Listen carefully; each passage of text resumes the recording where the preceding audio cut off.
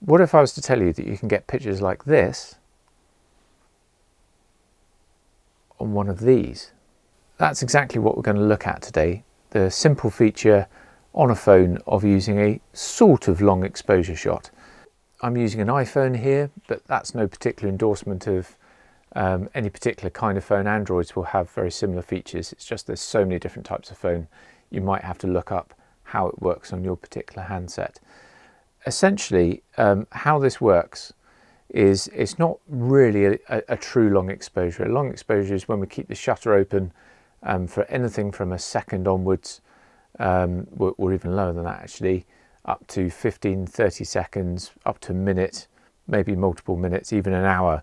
You can have it open for any amount of time really, and all that information comes onto our camera sensor and it changes the nature of the shot. This feature, certainly within Apple, in the native camera app, you'll find when you use live view. So what we want to do is open the camera app on our phones, and if we look up in the corner we see some concentric circles with a line through. If I click on there, we get the yellow live in the middle and the lines disappeared.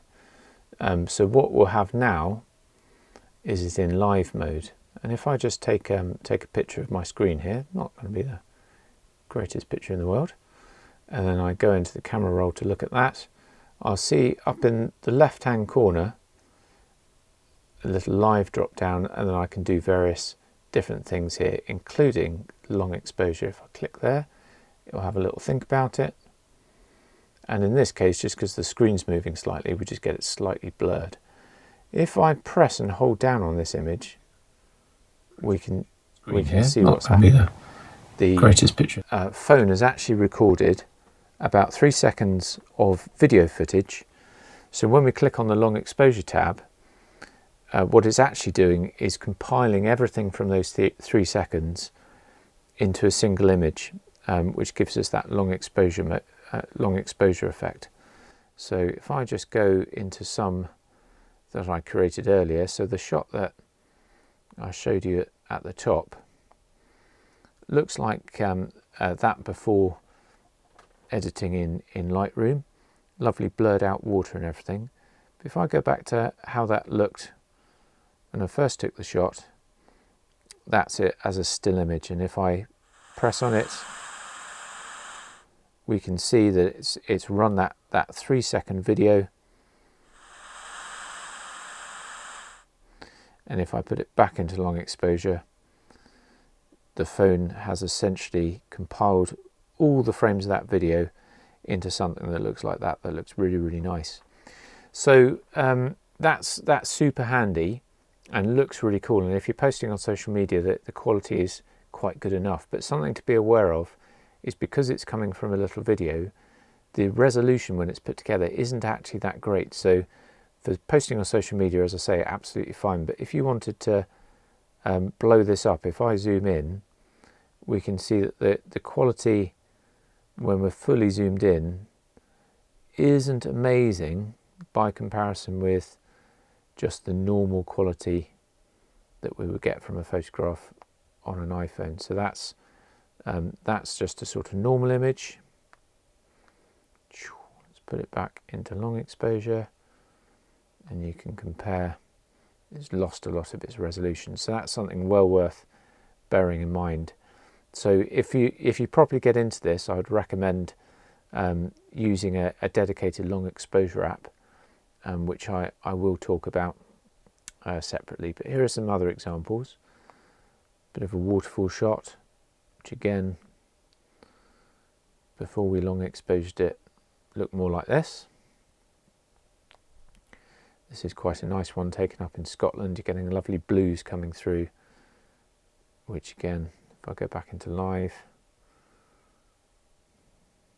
looks more like that as a still image. I still like that. That's a good takeaway also, is that it doesn't necessarily make it better.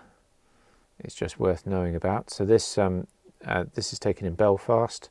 I really like the symmetry of this with the sky. It was quite a windy day, so these clouds are moving. So if I put that into long exposure, we should get a bit of movement in the clouds. and it just brings out that texture in the clouds really nicely, smooths out the little ripples on the water, which I think is really effective. So it's choosing when it's appropriate to use it, really.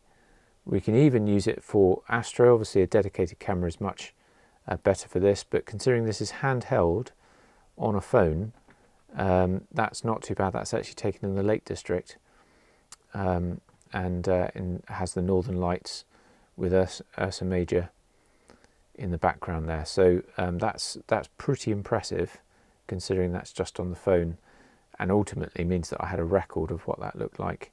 So some situations where it doesn't work so well is an image that I took canoeing. I probably had it in live mode by accident, to be honest with you.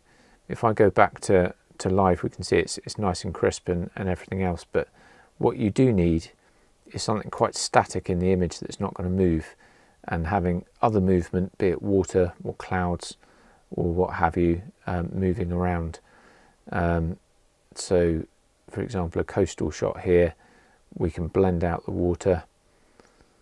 What it actually looks like is a bit more like that, with a bit of chop in the waves, so it just isolates our image quite nicely. Bit of movement in the clouds. Again, going back to that one, I think I probably actually prefer the original on that one. Going back to the original.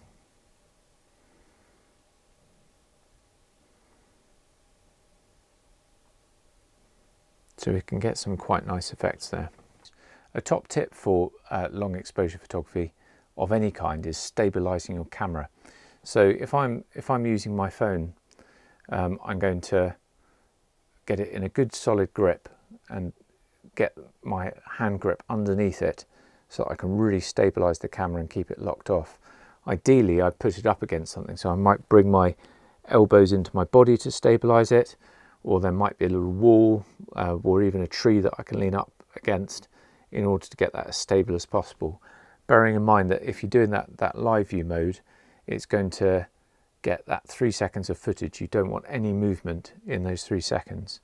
Better still, stabilize it using something like a Gorilla Pod, where we can use a simple phone holder to fit it in there, and then these legs will extend or wrap around most things, and you can pop that down, or even you could go to the lengths of popping it on a tripod, again with a simple camera mount up at the top here, so that we can attach the camera. And when we use a dedicated app, which I'm going to talk about in a further video, and we might be going up to 30 seconds or more, you really do need a tripod. You can just about get away with it when you've just got the 3 second opening. So hopefully that gives you some inspiration of things that you can go off and shoot with the phone that's either in your hand or in your pocket right now. Try and get your composition nicely, so you've got something really static in the image that's going to be your main subject, and then you want some kind of movement around it, and have a good old experiment. So that might be water, it might be a waterfall, it might be a coastal shot, some kind of movement going on within that water. It could be clouds moving quickly with the wind, or it might be something else that's moving within the image, like light trails, for example, is really exciting to try and film as safely as you can. Seeing cars going past or a head torch going past, you'll get that captured within a 3 second burst. And then when you've had a good old play with that, make sure you tune back in to see the video on using dedicated apps, because that's when we can get really creative of having much longer exposures, and that opens up a whole world of opportunities for exciting creative photography. Thanks very much for watching. As always, your support is really appreciated, and look forward to seeing you in the next one.